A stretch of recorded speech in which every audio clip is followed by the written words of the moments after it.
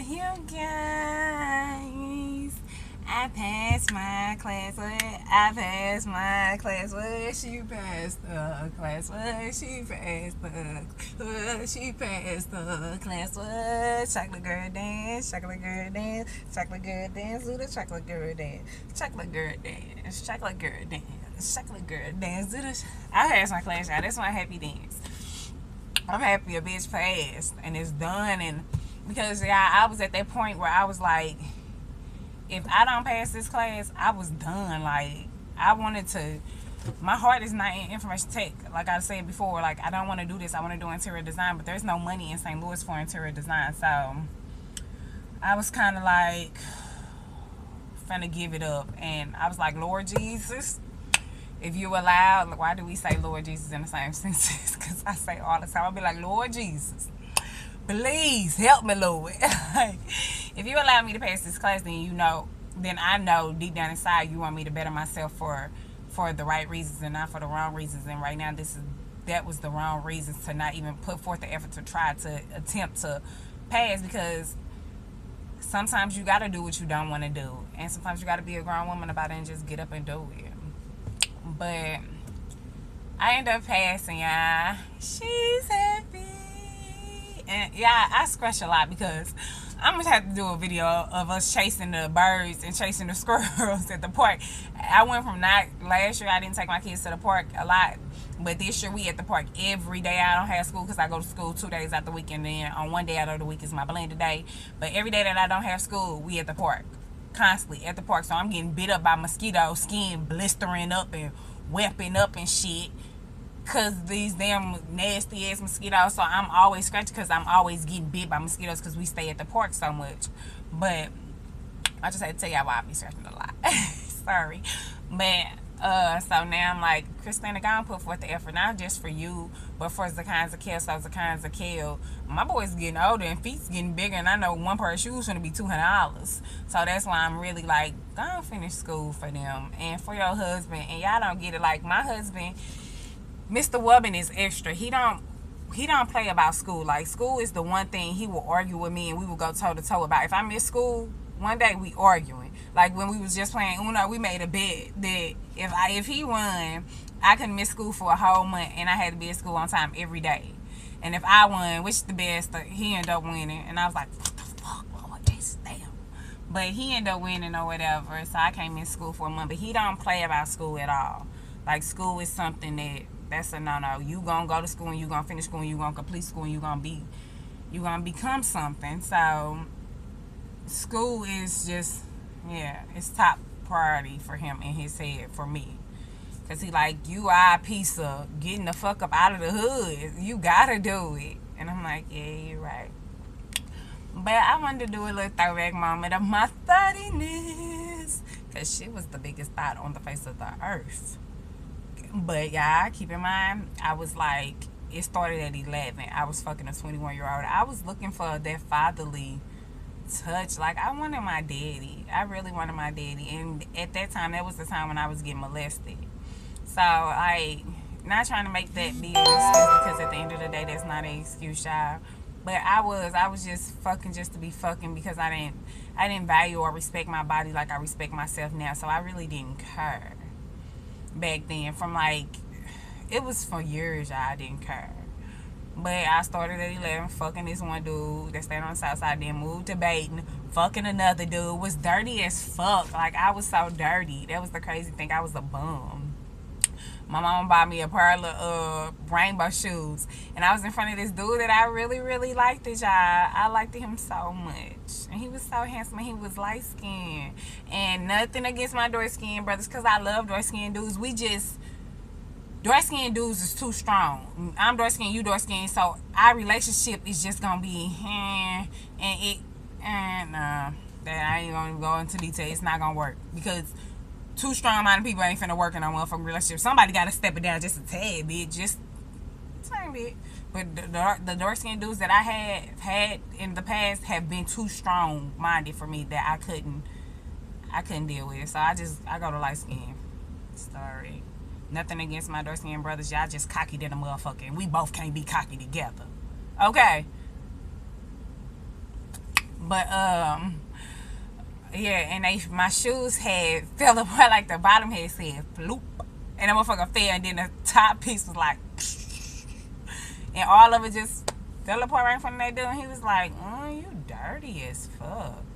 And I was like, shoot, why the fuck would you do that? Why would you do that, shoot? And then I happened to like the dude that stayed across the street too from him, and he was actually handsome. Everybody liked him. My best friend liked him. My sister liked him. My cousins. You hear me say zins? Cousins liked him. My her cousins liked him. Her nieces liked him. Everybody wanted him. Like his swag was just that. It was that.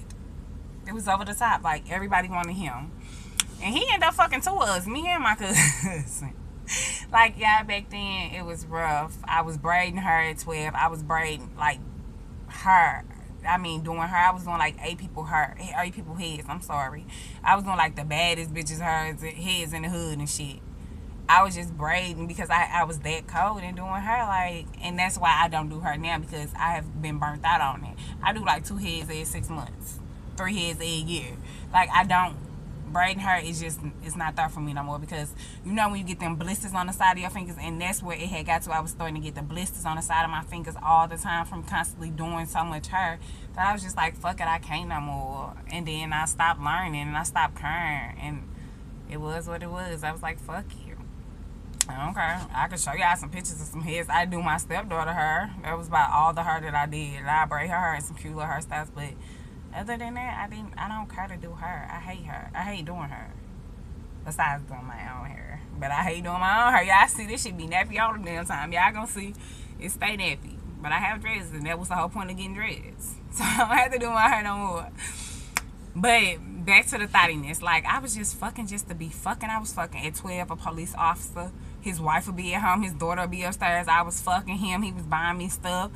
I was just fucking dudes, walking to the dicks, just fucking just to be fucking. No apparent reason why I was fucking. I was just fucking. How many niggas I fucked? I don't know. I can honestly say deep down inside, I'm comfortable with myself at this point in my life that I don't know. I don't care to know. I don't, half of the time shit, I don't even know names. Now, I don't remember nobody know a fucking name. If you wasn't semi-important to me, I don't remember your name. I don't care to remember your name, and I don't want to remember your name. My brain don't have enough space for all of that.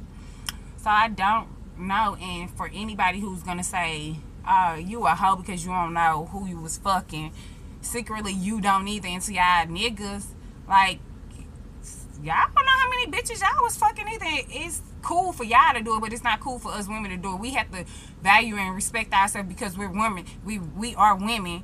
You have to value and respect yourself too, nigga. You was fucking thousands of bitches too, so it makes no difference. Like, you got a dick, I got a pussy.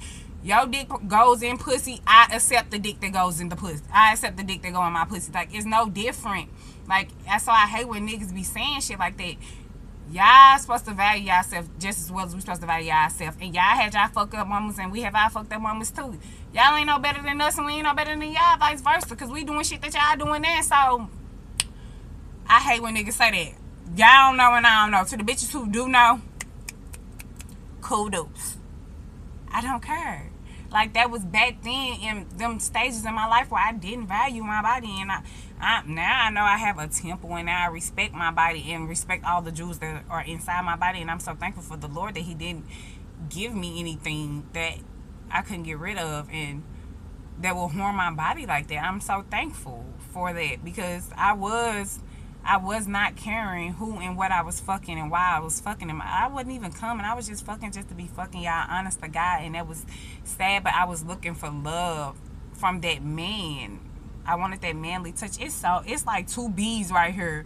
And y'all, I'm so terrified of bees. I ain't even gonna lie. Like, I got stung by a bee on my pinky toe one time. And I was like, oh, nah, I called off of work for that too.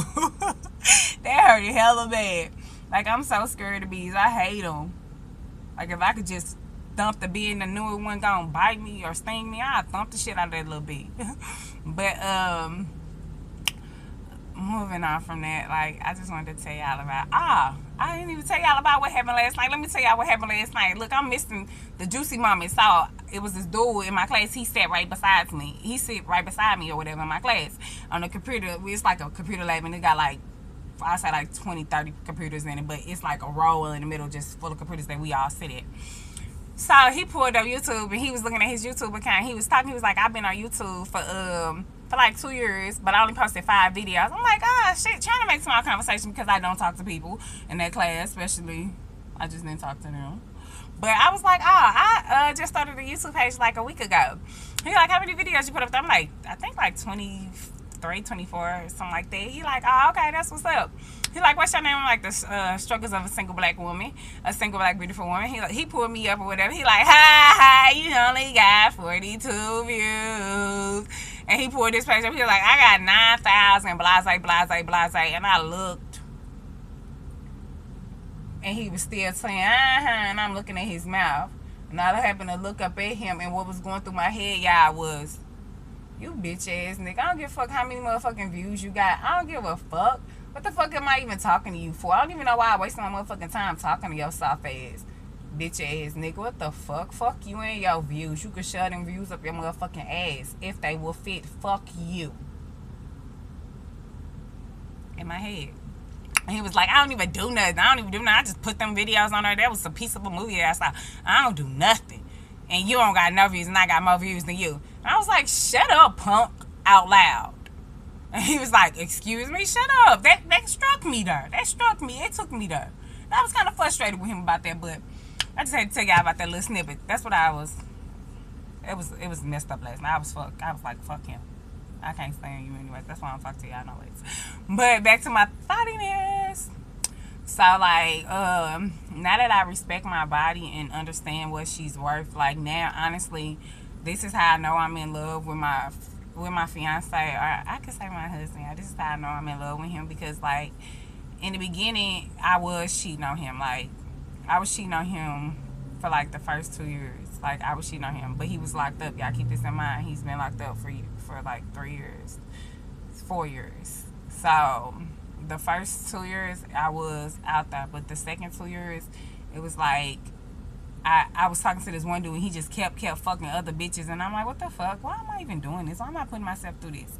So I just sat down and I was like, the one man that I wanted and that I had been chasing after for 5 years, I finally got, like, why not just pay attention and learn and listen to your heart? So from that moment on, like, I started respecting myself, and I just stopped fucking just to be fucking. And even when I had my kids, that's when it took a stop, because I'm like, I couldn't bring no niggas around my babies like that, because I didn't want them to know all these different niggas, and niggas could touch kids too. So I just didn't trust it. So when I had my son, that's when it kind of put a halt to everything, and that extra wholeness had left. But when I realized that I really wanted to be with Mr. Wubbin, it was like, okay, this is the first man that I honestly could say I love, and I'm never gonna cheat on, and I haven't cheated on in God knows how long. I ain't getting no dick, been celibate for gonna be 2 years. Like, I'm fine and I'm comfortable with that, because now I understand my body and I understand what she's worth, and I love her, and I'm in tune with myself, so I respect her more. So all of them extra hoe days, like,